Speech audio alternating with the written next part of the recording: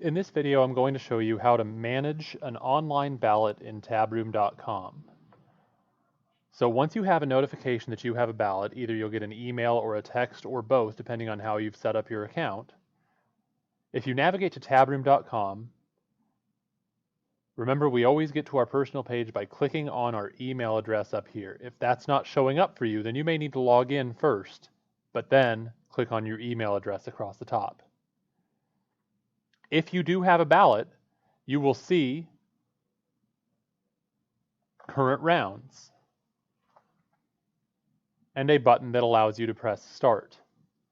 Now it's very important that you understand, do not actually start the round until you have the two teams as well as yourself in the room or the Zoom call ready to go.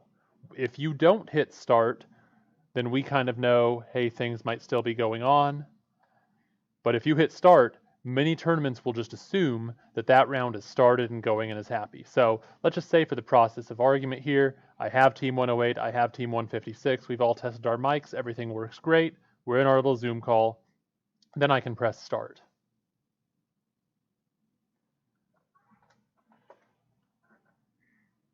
This will then take me to a ballot that looks like this. Now, depending on how the tournament is configured, you might have a score to enter in speaker and a score to enter in rank. But during the debate, you don't necessarily need to do anything on this screen.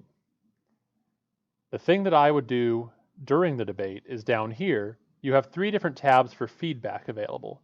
The first tab is the reason for decision, which is really just any comments you want to go to the entire round to all 4 debaters and their coaches. You also have individual tabs where you can make comments that might be appropriate for just one team to see, but not the other. Anytime you make changes in the feedback, it's a good idea to use Save Feedback.